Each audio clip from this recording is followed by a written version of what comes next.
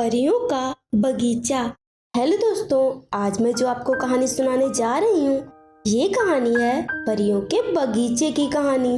तो चलिए दोस्तों, कहानी की शुरुआत करते हैं। कई साल पहले एक परी लोक में बहुत सी परियां रहती थी। उन परियों की एक रानी परी भी थी। रानी परी किसी भी परी को कभी भी परीलोक से बाहर नहीं जाने देती थी। एक दिन एक परी जिसका नाम सौम्या परी था, वह रानी परी के पास गई और बोली, रानी परी, हम सभी परियां मिलकर पृथ्वी लोक पर जाना चाहती हैं। हम कुछ ही देर में टहलने के बाद वापस आ जाएंगे। मैंने कहा ना, तुम लोगों में से कोई भी नहीं जाएगा। पर रानी परी, हम हमेशा ही परिलोक में नहीं रह सकते। हमें टहलने जाना है। हम कभी भी पृथ्वी पर नहीं गए। रानी परी, क्यों ना हम पृथ्वी पर परियों का बगीचा बनाएं? फिर हम सिर्फ बगीचे में ही टहलने के लिए जाया करेंगे। नहीं, मैंने एक बार कहा ना, नहीं मतलब नहीं। जाओ यहाँ से और अपना काम करो। सौम्या परी वहाँ से चली जाती है और सभी परियों के पास जाकर बोली, रानी परी, हमें कभी भी पृथ्वी पर नहीं जाने देंगी, इसीलिए हमें कुछ करना होगा। पर हम क्या कर सकते हैं? हम रानी परी से छिपकर पृथ्वी पर एक परियों का बगीचा बनाते हैं। फिर हम रात में वहाँ टहलने के लिए जाया करेंगे। शायद तुम ठीक कह रही हो, पर अगर रानी परी को पता चल गया तो? नहीं, रानी परी को कुछ भी पता नहीं चलेगा, क्योंकि हम रात में जाया करेंगे। ठीक है, आज रात हम बगीचा बनाने के लिए जाएंगे।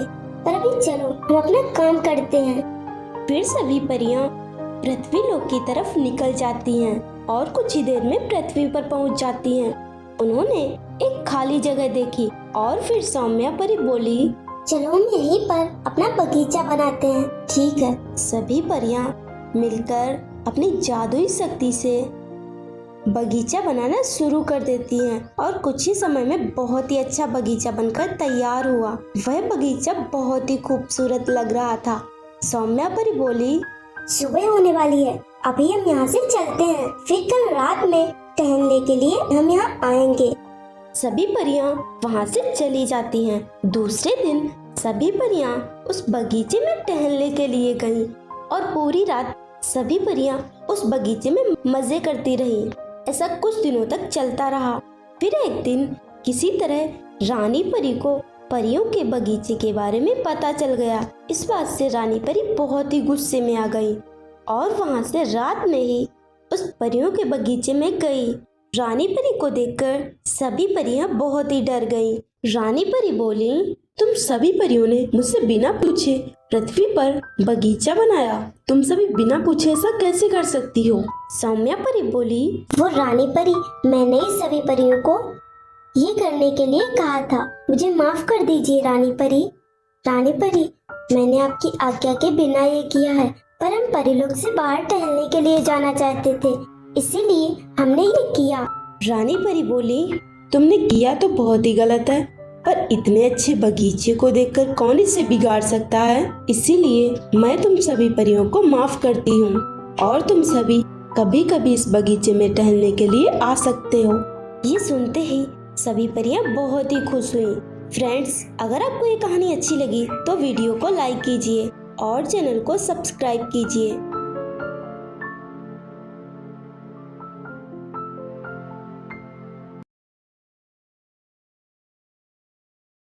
परी की जादुई लिपस्टिक।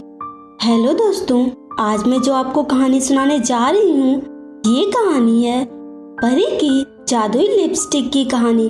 तो चलिए दोस्तों, कहानी की शुरुआत करते हैं। किसी परी लोक में एक खुशी नाम की परी रहती थी। खुशी परी की एक सौतेली बहन थी जिसका नाम नम्रता परी था। नम्रता परी सिर्फ नाम से ही अच्छी थी, वह स्वभाव से बहुत ही बुरी थी और खुशी परी उसकी सौतेली बहन होने के कारण वह खुशी परी से नफरत करती थी और उसका हमेशा मजाक बनाया करती थी।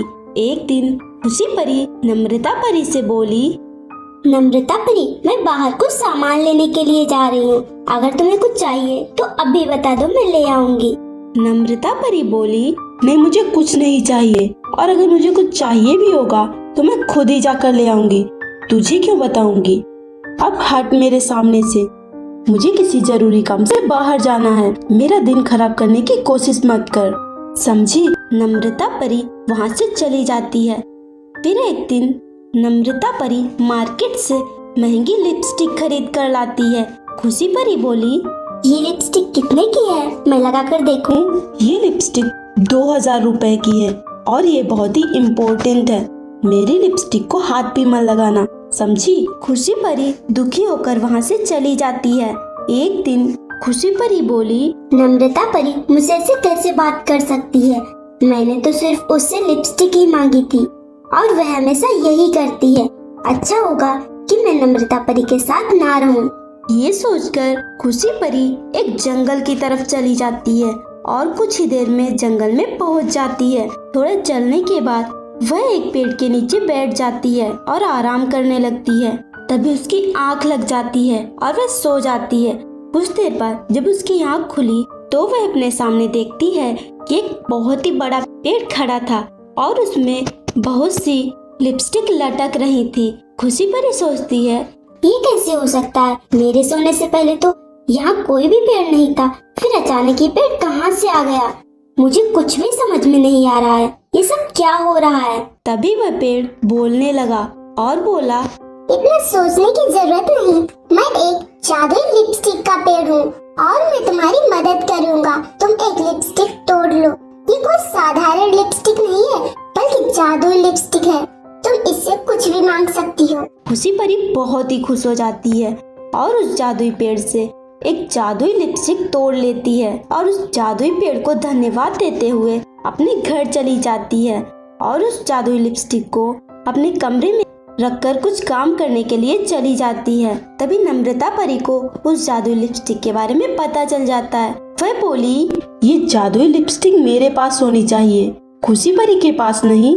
मैं अभी जाकर उस जादुई लिपस्टिक को चुरा लूंगी। फिर नम्रता परी वहाँ से चली जाती है और खुशी परी के कमरे में पहुँच जाती है और मौका पाकर उस जादुई लिपस्टिक को चुरा लेती है और उसे अपने कमरे में ले जाती है और जादुई लिपस्टिक से कहती है, सुन जादुई लिपस्टिक, मुझे बहुत ही खूबसूरत बना दे।